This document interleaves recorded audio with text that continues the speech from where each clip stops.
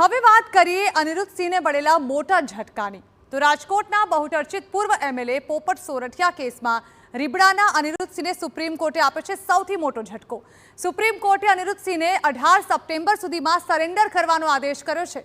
Supreme કોર્ટે હાઈકોર્ટના ચુકાદાને ગ્રાહ્ય રાખ્યો અને અનિરુદ્ધસિંહને આત્મસમર્પણ કરવા હુકમ કર્યો છે।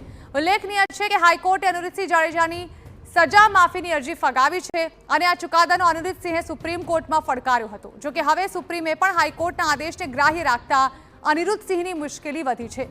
અનિરુદ્ધસિંહ પાસે હવે એકમાત્ર સરકારી કમિટીનો જ વિકલ્પ બચ્યો છે। હાઈકોર્ટના આદેશ પ્રમાણે અનિરુદ્ધસિંહ હાજર થયા બાદ સરકારની કમિટી 8 સપ્તાહમાં અંતિમ નિર્ણય લઈ શકે છે। તો મહત્વનું છે કે કોંગ્રેસના પૂર્વ એમએલએની હત્યા મામલે અનિરુદ્ધસિંહને ફટકારાઈ હતી સજા અને આ મામલે અનિરુદ્ધસિંહ 18 વર્ષની જેલ પણ ભોગવી ચૂક્યા છે। આજીવન કેદની સજા સામે અનિરુદ્ધસિંહે સજા માફીની અરજી કરી હતી અને 2018ના વર્ષમાં અનિરુદ્ધસિંહ સજા માફી બાદ જેલ મુક્ત થયા હતા। જો કે સજા માફીના વિરોધમાં મૃતક ધારાસભ્યના પૌત્ર હરેશ સોરઠિયાએ અરજી કરી હતી।